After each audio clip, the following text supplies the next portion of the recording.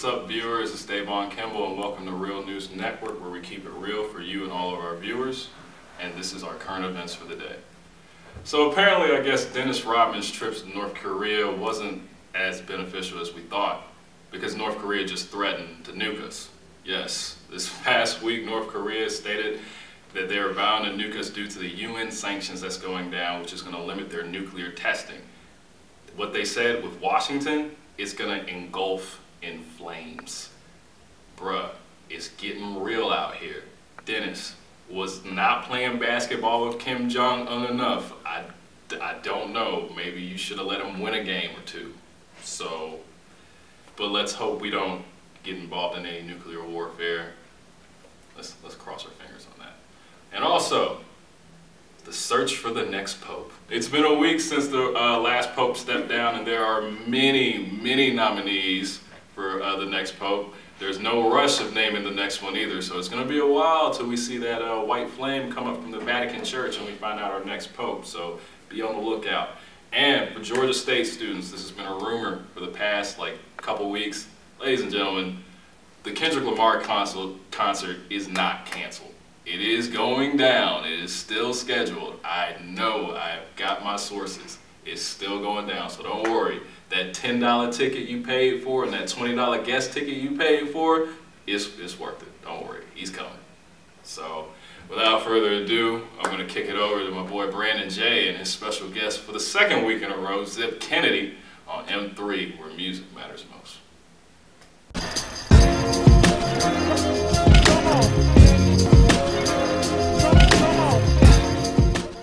What's going on? It's your boy Brandon J here on RNN with M3. You know what it is, when music matters most. And I'm joined by my boy who was here last week, in fact, Zip Kennedy. Yeah, what's happening? I guess he liked it so much he came back. For sure. Today we got a real special for y'all. Today we're gonna be talking about the Gangstas of Gangsta Rap. You know, lately there's been a lot of shootings going on and, you know, people getting shot at and things like that. So we just going to have a little quick discussion about, you know, violence in the rap game and, you know, if it's really that important. You know what I'm saying? If what you say in your lyrics, you know, do you live that lifestyle? You know what I'm saying? And things like that. So what's your take on this? If, you know, with Rick Ross being shot at and was it French Montana? Yeah, heard about that. Yeah. Well, I believe that it's highly debatable. I believe they're two separate worlds. You have real life and then you have industry presentation. And in hip hop, in our culture especially, your industry presentation must be reflective of your real life.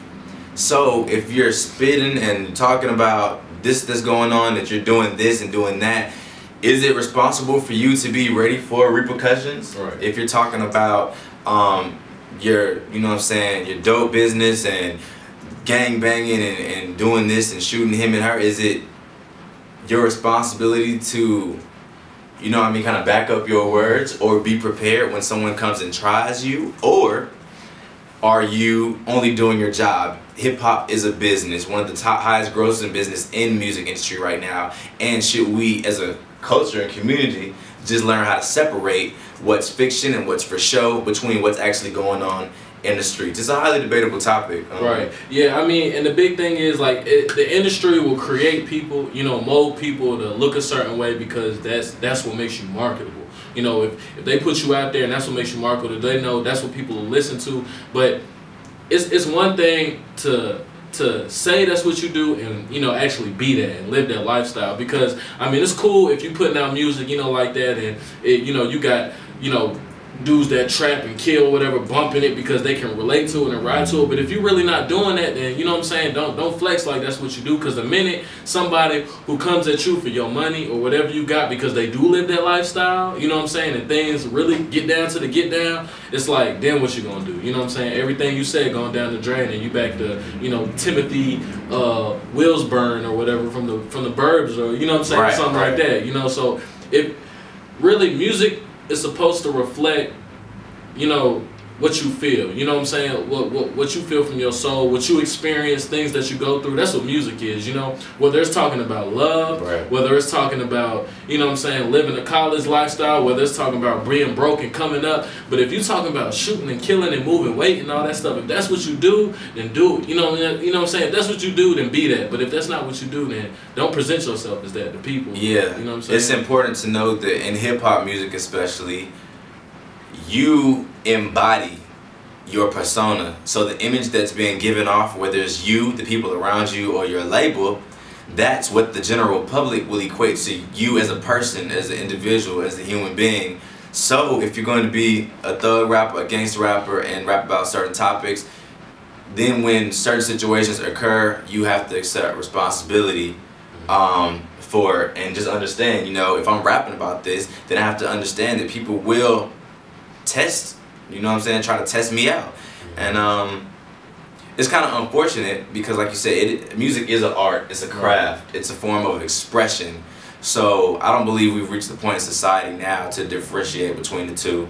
Perhaps one day we will, maybe one day we won't, but just for the safety of all our artists out there, and you know what I mean, any aspiring young artist or whatever that feel that that may be the direction you're about to go in, you know what I mean, it's just about being conscious, being smart, and don't be no CB4. Right. Basically, exactly. Don't be a CB4. You know what I'm saying? That's a good analogy. And it sucks because, you know, through the history of music, we've lost such great musical talent and such great, you know, people that I look to, you know, I look up to now, you know, to violence and things like that. If you don't live that lifestyle, you know what I'm saying, we could have lost Rick Ross, and I haven't talked to Rick Ross personally. I don't know what type of person he is. I don't know where he came from or what he does. I do like some of his music, you know what I'm saying. Some of the things he talks about, I don't know if he's done it, but if you live in that lifestyle, clearly you see what happens, you know what I'm saying. You get shot at, and we could have lost somebody who has a huge influence in the hip-hop game right now because of that, you know. So I mean, really, you got to own up, you know, take responsibility for your actions. You know, if you're going to talk about it, if you're going to say what you're going to say,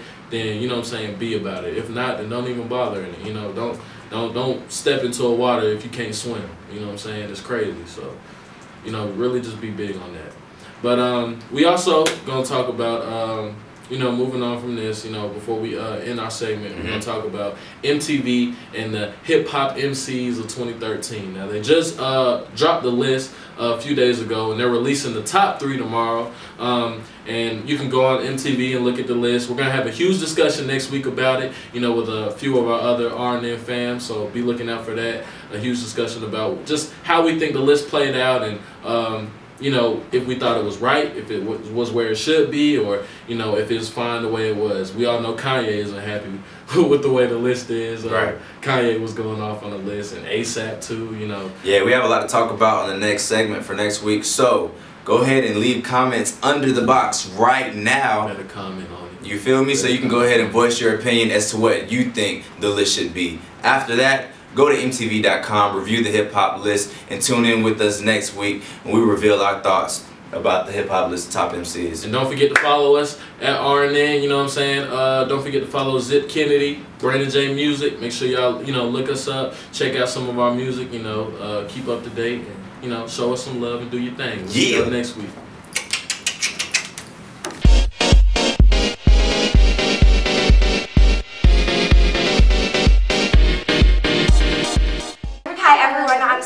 And welcome to Entertainment RNN. So have y'all heard about Kanye West's #7 placement on MTV's MC's Hottest list? I have to say that I'm a little shocked. I mean, the rappers are judged based on their lyrical ability and their overall cultural impact, and I think Kanye West is up there, but hey, at least he's on the list. He was really mad about the list. However, he called a New York radio station, New York's Hot 97.5, and complained to radio personality DJ Enough. Have y'all heard about the royal slip of Kate Middleton? Yesterday, she was at Bridgeport Seaport in London, and she got a teddy bear from a fan. She replied, "Thank you for the teddy bear. I'll give it to my and then she stopped. Kate, are you going to have a daughter anytime soon? We're all waiting." Did you hear about Demi Lovato's half-sister? Yep, that's true. Her half-sister contacted her last week. Demi asked her why she kept in secret, and Demi replied, Well, I just want a relationship with her. Now, on Monday, 8 p.m. Monday, on ABC is The Bachelor finale. Now, I love The Bachelor, and I love The Bachelor, Sean Lowe, aka Mr. Hottie, and I cannot wait to see which girl's gonna get the final rose. According to BettyTV.com, a poll says that most viewers want Catherine to win. I personally think that both ladies are awesome, and whoever gets the rose will be really happy with Sean. Lastly, did you hear about Justin Bieber's worst birthday ever? Yep, he got kicked out from his club party last week. That's a shame, Justin. Make sure you plan ahead of time. That's all I have for today. Thank you for watching Entertainment RNN.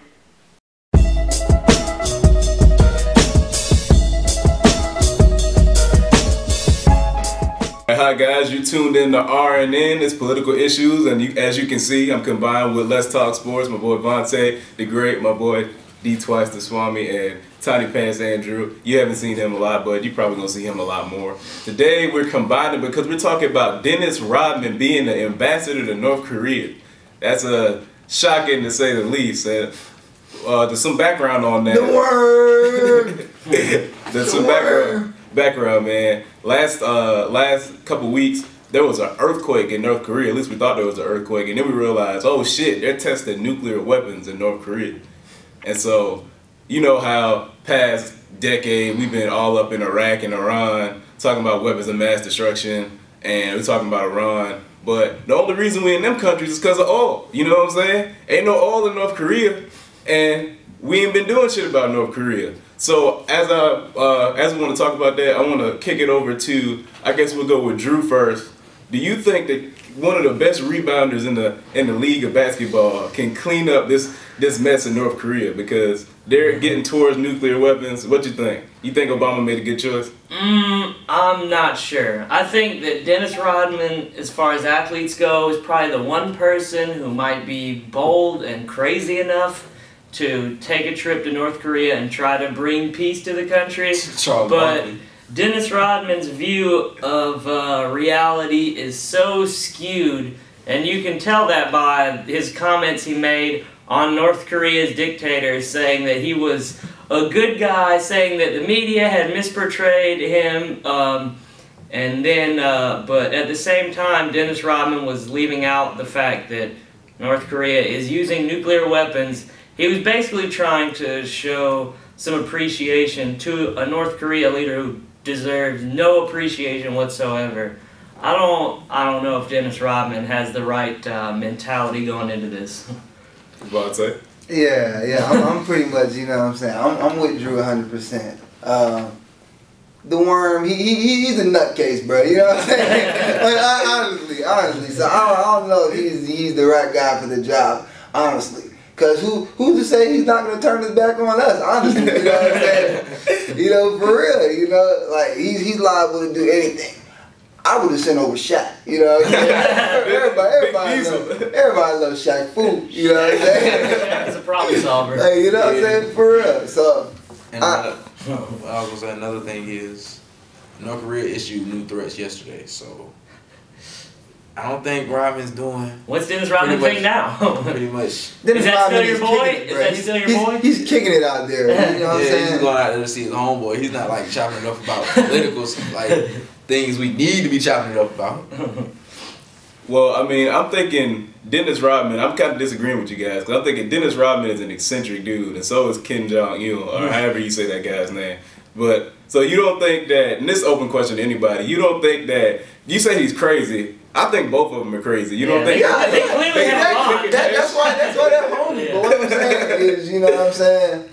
They're not talking about issues. They're kicking it. Like, you know what I'm saying? They're doing regular stuff, bro. You know what I'm saying? Putting shit. They have a mutual appreciation for each other, but both of them, like, I don't think either one of them cares about America too much. I don't think Dennis Rodman really likes it that much either. At one point, they go to Chinese basketball league games and probably go out for dinner and smoke a blunt afterwards. Like, come on. At one point, it was almost like, you know, America wasn't accepting of Dennis Rodman. Yeah. So, you know. They're both outcasts in every nation. So how do you think it reflects on Obama then? I mean... What do you mean, how does it reflect on Obama? Obama, like, that's Dennis Rodman's personal business. Like, what does Obama have to say about what he does? I mean, but the president chooses the ambassadors. I'm sure.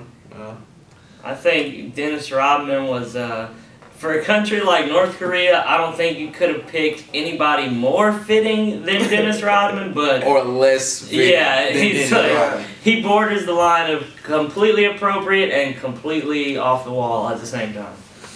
Yeah, yeah. And I mean, honestly, I mean, who else had a connection with this man? You know, so really, who else would be willing to build a connection with him? Yeah, exactly. All right, it looks like that wraps it up.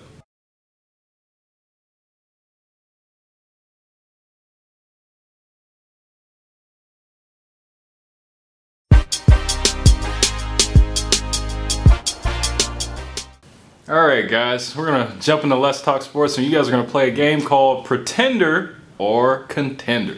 We're gonna give you some NBA teams, and you're gonna tell us whether or not they're truly a threat in the playoffs, or they're just gonna be knocked out in the first round. So, the New York Knicks, Pretender or Contender? Vontae the Great. Let's be clear here. Let's be clear. The Knicks are pretenders. Pretenders. I don't care what their record is. I don't care, you know, second in the East, third in the East, whatever it may be. The Knicks are pretenders. You know why? Carmelo Anthony.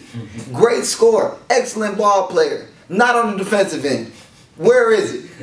It needs to be there. Tyson Chandler, Defensive Player of the Year. Where you at, bro? Where you at? You know what I'm saying? Amari Stoudemire. Get out of town. Straight like that, man. You know what I'm saying? You don't know how to take a back seat and be a role guy. You know what I'm saying? You're someone that could, you know, have a chance to be like LeBron and D-Wade, but they done fucked all that up. Honestly, Amari got issues. He needs to get out of town. Send him somewhere. I don't think he's even capable of being a star anymore. And I fuck with Amari, so that's tough for me to say. But you know, really, I feel like his mind is somewhere else, man, for real. And with that being said, I mean, it's still the Heat. I feel like the Heat can knock him off, the Bulls can knock him off, the Pacers. There's too many teams I feel like they can slip up and lose to. The Celtics, they just pretend, dog. Yeah. Straight like that. Straight like that. They don't want to see the Celtics in the postseason, bro. They don't. They want to see Paul Pierce and KG in the postseason. That's what I'm saying. You know, so I just don't believe the Knicks have it in them. Not until someone plays their defense. When I say someone, I'm talking about Carmelo. I mean, yeah, piggybacking on what Vontae said, I mean, the Knicks are a solid team. They're a deep team. They got great offensive stars, but the only two guys I ever see playing defense are Tyson Chandler and Iman Shumpert. Like, come on, we're going to need somebody else to play some defense. That's, like, until then, they're pretenders, man.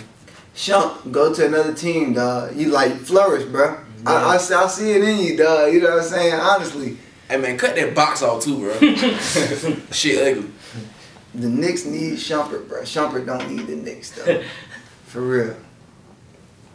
I agree. They don't have any defense, and if you don't have any defense turns into offense. You know, fast breaks and whatnot.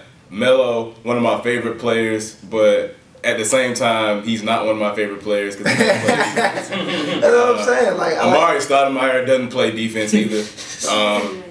Tyson Chandler can't do it by himself.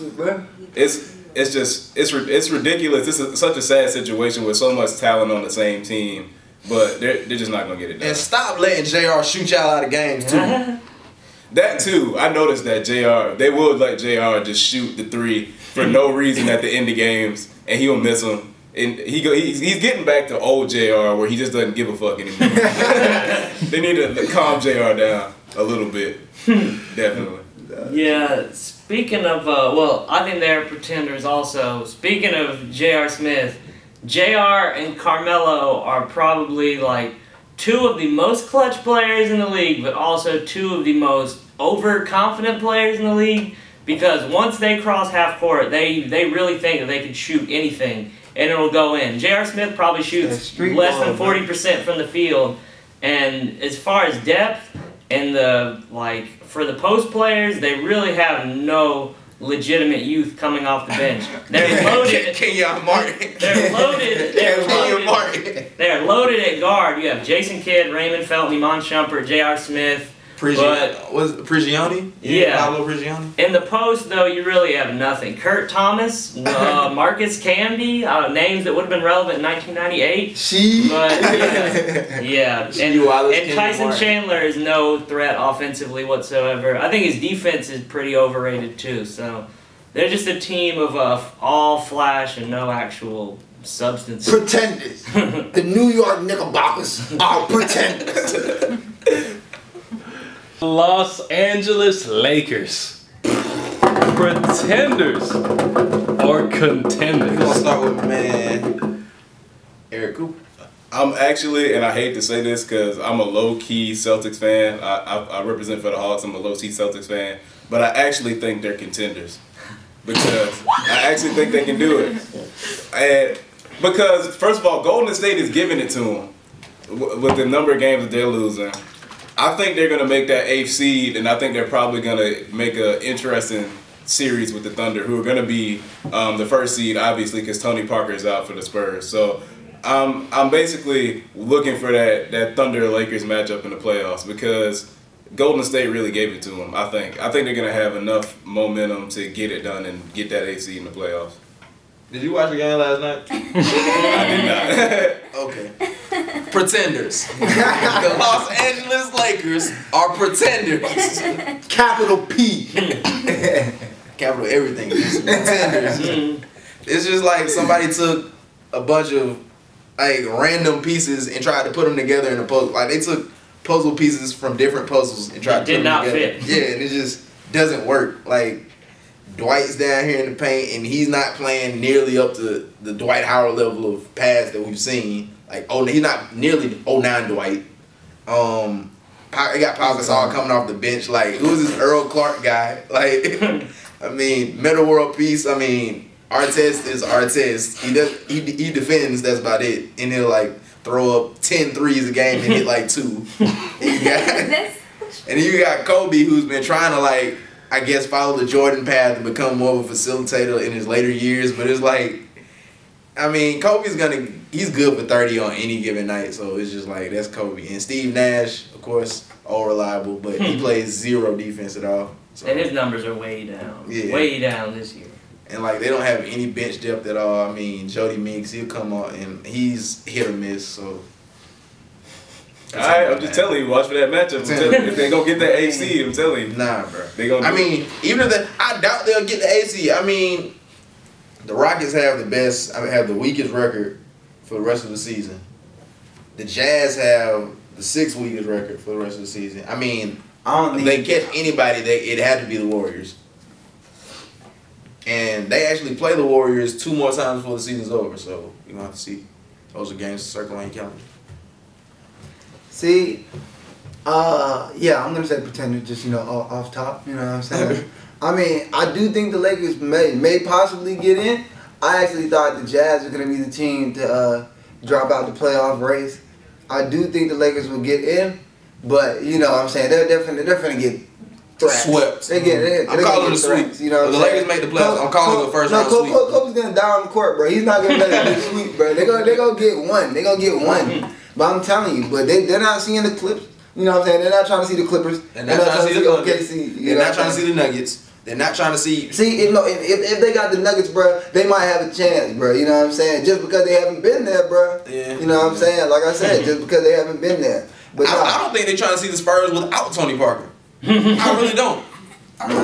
But you know what I'm saying? I think they might be capable of making it to the postseason just for the simple fact that, you know, Kobe's trying to be more of a facilitator and he's really doing the necessary things to put that team on his back. You know, they may still lose, but, you know, it's like, damn, you know, they could have had it. You know what I'm saying? It's not like, you know, they're getting, you know, I mean, they are still getting they got washed last night. They got washed. They're still getting washed some games, you know. Well, they came back at the end, but it was like throughout the majority of the game, they were getting spanked. Yeah. You know what I'm saying? And the reason I say they're going to get one, like I said, you know, like, I just feel like Kobe's not going to, especially since, you know, these are his later years. He's going to be in his career soon. I just don't think he's gonna want that blemish, bro. Like, especially if this is his last season. Yeah. You know, so. But definitely pretenders overall. You know, Dwight, you didn't live up to your hype. Steve Nash, bruh. Just Steve Nash, dog. You old. Dwight, man. you from the A, bro. Stop acting like that, bro. Yeah, the Lakers suck. Bro. The Lakers suck. The Lakers suck, and this is why. This is a quote that sums up the Lakers season. Kobe drops 40, team loses by 23 points. Last night, Kobe drops 30, you lose by 17. If your best player scores 30 or more points and you lose by double digits, you are a shitty ass team. There's no reason you could ever stand up to that statement. Like 30 points from one of the all-time greats, allegedly, and you're still getting blown out of the gym. Like, it's not even close. If you can't compete when your best player is scoring 30, you suck. You have no chance. Oh yeah. When Powell get back out there, you know Blake Griffin coming for you. You know he coming for you. You know he coming for you. But yeah, we're gonna go ahead and wrap it up now. So you know, we'd like to thank you all for viewing, and once again, it's Swami. No sleeves. but Vontae Robinson, aka Vontae the Great, Tiny Pants Andrew. and so let's talk sports, and we out of here. Alright, in conclusion, we'd like to thank all you viewers for supporting us here at RNN. It's been a pleasure providing you with the news. Definitely. And keep on coming with their views, or we gonna hit 20,000 this week. Thank you guys. I'd like to thank all the fans. Leave us some comments though, bro. Yeah, leave us some comments. We love Tell us what y'all like, what y'all don't like, what y'all you know what I'm saying? How to make it better, you know what I'm saying? Tell us how bad the Lakers suck. Like, we know they suck. Let's hear what y'all have to say. You know what I'm saying? Get them likes up. You know what I'm saying? Retweet us. If you haven't followed at We Are RNN, you know, make sure you do that. Also follow at Swami Stone. Shameless plug. You know? Hey, get out of here. We love y'all though. Yeah, we got you. See ya.